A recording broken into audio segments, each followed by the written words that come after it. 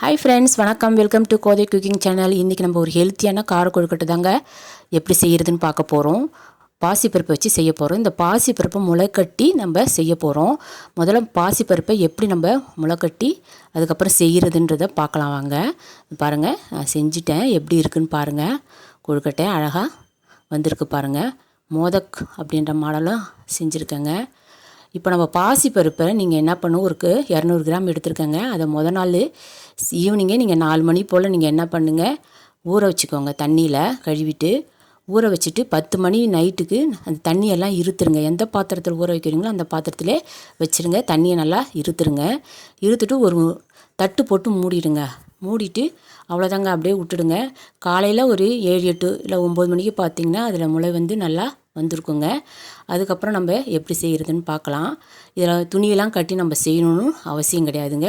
வெறும் பாத்திரத்தில் மூடி வச்சாலே நல்லாயிருக்கும், வந்துடும்.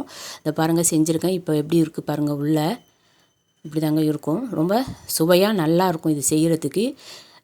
குழந்தைங்களுக்கெல்லாம் நல்ல ஆரோக்கியமாக இருக்கும். முளை கட்டுறதுனால இது ரொம்ப சத்தாகவும் டேஸ்ட்டாகவும் நல்லா இருக்குங்க. இது வாங்க எப்படி செய்யலான்றதை நம்ம பார்க்கலாம். ஓகே ஃப்ரெண்ட்ஸ், இது மாதிரி டிஃப்ரெண்ட் டைப் வீடியோக்கள் நீங்கள் பார்க்கணுன்னு நினச்சிங்கன்னா ப்ளீஸ் நம்ம சேனலை சப்ஸ்கிரைப் பண்ணுங்கள். பக்கத்தில் இருக்கிற பெல் ஐக்கானை ப்ரெஸ் பண்ணி ஆல் கொடுங்க. வாங்க வீடியோக்கு போகலாம். நான் ஒரு 200 கிராம் பாசிப்பருப்பு எடுத்து தண்ணியில் ஊற வச்சுருக்கேங்க. ஒரு 6 மணி நேரம் கழித்து தண்ணியெல்லாம் வடிகட்டிட்டு ஒரு தட்டு போட்டு மூடி வச்சுருங்க. அதுக்கப்புறம் காலையில் பார்க்கலாம். பாருங்கள் எப்படி மிளகா கட்டினது வந்திருக்கு பாருங்கள். எடுத்து வச்சுருக்கேன். கொஞ்சம் தேங்காய் திருவி எடுத்து வச்சுக்கோங்க. கொஞ்சம் பச்சை மிளகாய், இஞ்சி, ஒரு துண்டு இஞ்சி, கருவேப்பிலை எடுத்து வச்சுக்கோங்க. இப்போ இதை வந்து இந்த பச்சை மிளகாவும் இஞ்சிலாம் நல்லா கொஞ்சம் அரைச்சிக்கோங்க. இதை கொஞ்சம் ஒன்றும் பாதியமாக அரைச்சிக்கிட்டால் போதுங்க. தேங்காய் அப்படியே இருக்கட்டுங்க. பாசிப்பருப்பை ரொம்ப அரைக்க வேணாம், கொஞ்சம் குறன்னு அரைச்சா போதுங்க. இப்போ ஒரு கடாய் எடுத்துக்கோங்க. அதில் 1 ஸ்பூன் எண்ணெய் விட்டால் போதுங்க. ஹீட் பண்ணிவிட்டு கடுகு உளுத்தம்பருப்பு தாளிச்சிக்கோங்க.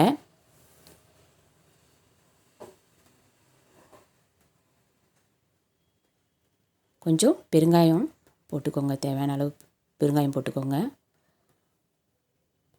நம்ம அரைச்சி வச்ச அந்த இஞ்சி, பச்சை மிளகா, கருவேப்பிலை அதையும் கொஞ்சம் குறப்பாக அரைச்சிருக்கோங்க. ரொம்ப பேஸ்ட்டு வேணாம். அதையும் போட்டுக்கோங்க. போட்டுட்டு கொஞ்சம் நல்லா வதக்கிக்கோங்க. இப்போ நம்ம பாசிப்பருப்பு அரைச்சி வச்சுருக்கோம் பார்த்திங்களா, ஒன்றும் பாதியமாக அதையும் சேர்த்துக்கோங்க. போட்டு நல்லா கொஞ்சம் வதக்கிக்கோங்க. ஏன்னா நம்ம பச்சையாக எடுத்துருக்கோம். ஒரு 5 நிமிஷம் நல்லா வதங்கட்டுங்க. கைவிடாமல் கொஞ்சம் வதக்கிட்டே இருங்க. அடி பிடிக்காமல் பார்த்துக்கோங்க. கொஞ்சம் நல்லா வதக்குங்க. ஏன்னா நம்ம வேக விடலை இது. ஆனால் இது சீக்கிரம் வெந்துடும். 5 நிமிஷத்தில் நல்லா வெந்துடும் பாருங்கள். நம்ம அதுக்கப்புறம் வேறு பொண்ணு கொழுக்கட்டை வச்சு ஸ்டஃப் பண்ண போகிறோம். ஸோ தேவையான அளவு உப்பு போட்டுக்கோங்க. இதுக்கு தேவையான அளவு உப்பு போட்டுக்கோங்க. நான் ஒரு சின்ன ஸ்பூன் போட்டிருக்கேன். கொழுக்கட்டையில் நம்ம வச்சு வேக வைக்க போகிறோம், அதனால் வெந்துடும். இப்போ கொஞ்சம் வெந்ததுக்கப்புறம் கலர் மாறிடுச்சு பார்த்திங்களா. இப்போ இந்த எடுத்து வச்ச தேங்காய் கொஞ்சம் சேர்த்துக்கோங்க. தேவையான அளவு அதையும் போட்டு கொஞ்சம் வதக்கிக்கோங்க. அது ஒரு 2 நிமிஷம் இருக்கட்டுங்க. பாருங்கள் எப்படி வதங்கியிருக்கு பாருங்கள். இப்போ எடுத்து நீங்கள் இதை சாப்பிட்டு பார்த்தாலே நல்லாயிருக்கும். கடைசியாக கொத்தமல்லி கொஞ்சோண்டு போட்டு நிறுத்திக்கோங்க. அதையும் போட்டு நான் அந்த சூடலே வதக்கி விட்ருங்க. பாருங்கள் எப்படி இருக்குன்ட்டு. இது சாப்பிட்டு பார்க்கும்போது வெறும் வாயிலே நல்லா சூப்பராக நல்லா இருக்குங்க. அடுப்பை நிறுத்திடுங்க. இப்போது சிம்மில் வச்சு இதுவரையும் நீங்கள் செஞ்சிங்கன்னா அடி பிடிக்காமல் நல்லா வெந்து வரும்.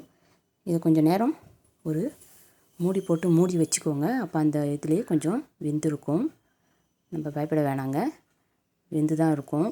இன்னும் வேறு நம்ம கொழுக்கட்டையில் வைக்க போகிறோம். ஆவியில் வைக்கும்போது இன்னும் வேகும். இப்போ இதுக்கான மேல் மாவு நான் ஒரு 1/4 கிலோ எடுத்திருக்கேங்க. இடியாப்ப மாவு தான் எடுத்திருக்கேன். நீங்கள் வேணால் கடையில் மாவு கூட நீங்கள் வாங்கிக்கலாம், நல்லா வரும். நீங்கள் வந்து ஜலிச்சு எடுத்து வச்சுக்கோங்க. ஒரு 1/2 டம்ளர் நம்ம டீ குடிக்கிறோம் பாருங்களா, அந்த 1/2 டம்ளரை தண்ணி விட்டுக்கோங்க இந்த கடாயில். பாருங்கள், இப்போ நல்லா கொதிக்கணும். தண்ணி நல்லா கொதிக்கணும் பாருங்கள். நல்லா தண்ணி கொதித்து வருது பாருங்கள். இப்போ கொஞ்சம் மேல் மாவுக்கு தேவையான ஒரு 1/2 ஸ்பூன் உப்பு போட்டுக்கோங்க.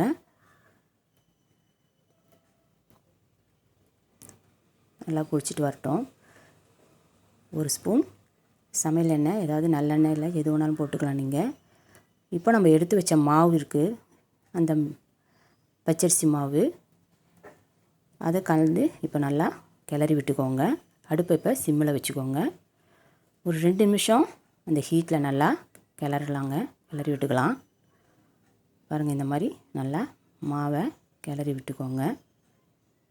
ஒரு 2 நிமிஷம் நல்லா இருக்கட்டுங்க அது அந்த சூடலில்.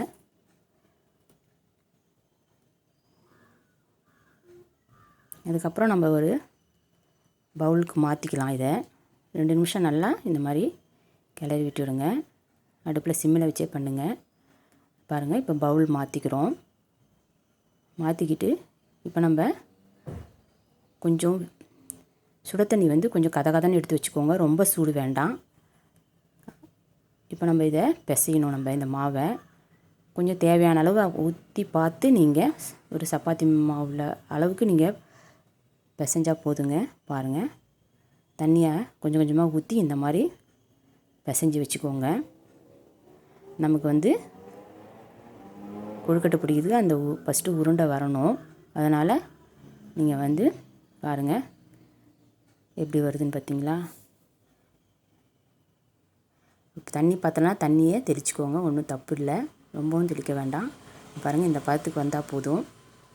பாருங்கள் எப்படி வருது பார்த்தீங்களா. இப்போ நம்ம அது இலையில தான் வச்சு தட்ட போகிறோம். ஒரு வாழை இலை இருந்தால் எடுத்து வச்சுக்கோங்க. இந்த மாதிரி இலையில கொஞ்சம் எண்ணெய் தடவிக்கோங்க. இந்த மாதிரி இலை இருந்தால் எடுத்து வச்சுக்கோங்க, எண்ணெய் தடவிக்கோங்க. நல்லா ஃபுல்லாக இந்த இலை முழுவதும் தடவி வச்சுக்கோங்க. இந்த மாதிரி ஒரு உருண்டை பண்ணி எடுத்து வச்சுக்கோங்க. வச்சுட்டு இந்த மாதிரி நல்லா விரலால் நல்லா அழுத்தி விடுங்க. வீரல்லாம் இல்லாமல் நல்லா நைஸாக அழுத்தி விடுங்க. ரொம்ப நைஸாகவும் நீங்கள் தட்ட வேண்டாங்க. புதுசாக இருந்தீங்கன்னா ரொம்ப நைஸாலாம் தட்டாதீங்க. நம்ம வச்சு வெந்துச்சுன்னா வீரல் விடும். அதனால் நீங்கள் கொஞ்சம் கெட்டியாகவே கூட தட்டிக்கலாம், ஒன்றும் பிரச்சனை இல்லை. இப்போ நான் நைஸாக தான் தட்டியிருக்கேன். கொஞ்சம் நீங்கள் எப்படி வருதோ உங்களுக்கு பார்த்துக்கிட்டு நீங்கள் செய்யுங்க. புதுசாக இருக்கவங்களுக்கு மட்டும் பார்த்து செய்யுங்க. இந்த மாதிரி நல்லா தட்டிக்கோங்க. அவ்வளோதாங்க. இப்போ நம்ம செஞ்சு வச்ச கலவை இருக்குது பாருங்கள், பாசிப்பருப்பு, அதை எடுத்து நல்லா நடுவில் வைங்க. நடுவில் வைங்க, ஓரத்தெல்லாம் வைக்காதீங்க. எந்த பக்கமும் சென்ட்ரல் பகுதியில் வைங்க. வச்சுட்டு இந்த மாதிரி அங்கங்கே இருக்கிறதெல்லாம் நல்லா உள்ளே தெளிக்கோங்க. ஏன்னா மடக்கும்போது வெளியே வந்துடும். நல்லா சென்டராக இருக்கிற மாதிரி பார்த்துக்கோங்க. இதுவும் அளவாக வச்சுக்கோங்க இந்த கலவையை. அவ்வளோதாங்க. இப்போ நம்ம எப்படி மூடுறன்றதை மட்டும் பாருங்கள். பாருங்கள், இலையோடு அப்படியே இந்த சைடு மேலேருந்து அந்த பக்கத்துக்கு மூடிடுங்க. மூடிட்டு அப்படியே கையால் கொஞ்சம் லைட்டாக அழுத்தி விடுங்க. பாருங்கள் எப்படி வந்துடுச்சு பார்த்தீங்களா.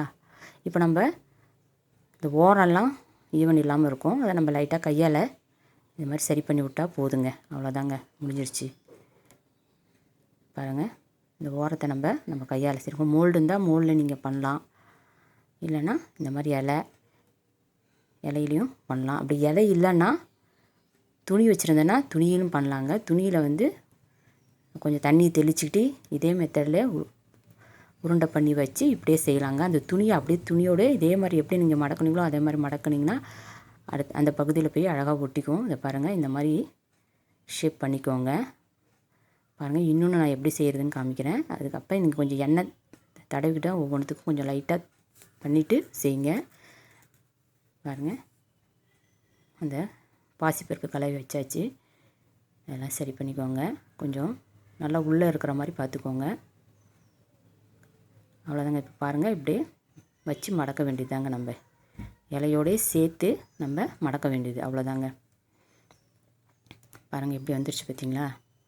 அதுக்கப்புறம் நம்ம ஓர ஏஜெலாம் நம்ம இஷ்டதாங்க. நல்லா கொஞ்சம் ஓரம்லாம் நல்லா அழுத்தி விடுங்க, ப்ரெஸ் பண்ணி வெளியே வராமல் இருக்கிறதுக்காக. பாருங்கள், அவ்வளோதாங்க. இப்போ ஒரு இட்லி குண்டான ஹீட் பண்ணிப்போம். பண்ணிவிட்டு நான் ஒரு டம்ளர் தண்ணி நல்லா ஊற்றிக்கோங்க. கொதிச்சப்புறம் இட்லி தட்டை வச்சு வாழையில் இருந்த இலையில போடுங்க, நல்லாயிருக்கும். இல்லைன்னா நீங்கள் இட்லி தட்டில் அப்படியே லைட்டாக எண்ணெயை தடவிட்டு கூட வைக்கலாம். இதை பாருங்கள், நான் எடுத்து அதுவும் நான் செஞ்சுருக்கேன். சும்மா கையில் தான் செஞ்சேன். அதுவும் இந்த இலையில அப்படியே தட்டிட்டு நடுவில் வச்சுட்டு கூம்பு மாதிரி நான் எல்லா பக்கத்தையும் சேர்த்து வச்சிங்கன்னா வந்துடும். நான் அடுத்த கொழுக்கட்டை செய்யும்போது எப்படின்றத காமிக்கிறேன். அவ்வளோதாங்க. எல்லாத்தையும் எடுத்து இட்லி பானையில் அடிக்கிடுங்க. ஒரு 10 நிமிஷம் மீடியம் ஃப்ளேமில் வச்சு நல்லா வேக விடுங்க. ஒரு 10 நிமிஷம் வேக விடுங்க. பாருங்கள், இப்போ வெந்துருச்சு. இப்போ எடுத்து பார்ப்போம் எப்படி இருக்குன்னு பாருங்கள். நம்ம தொட்டால் கையில் பிசு இல்லாமல் வரணுங்க. வந்தால் வெந்துருச்சுன்னு அர்த்தம். பாருங்கள், அவ்வளோதாங்க, சூப்பராக வந்துருச்சு. நீங்களும் இந்த மாதிரி செஞ்சு பார்த்துட்டு எப்படி இருக்குன்னு எனக்கு கமெண்ட் பண்ணுங்கள். இந்த வீடியோ பிடிச்சிருந்தால் லைக் பண்ணுங்கள், ஷேர் பண்ணுங்கள். மறக்காமல் நம்ம சேனலை சப்ஸ்கிரைப் பண்ணுங்கள். அனைவருக்கும் happy Vinayagar Chaturthi. Thank you friends.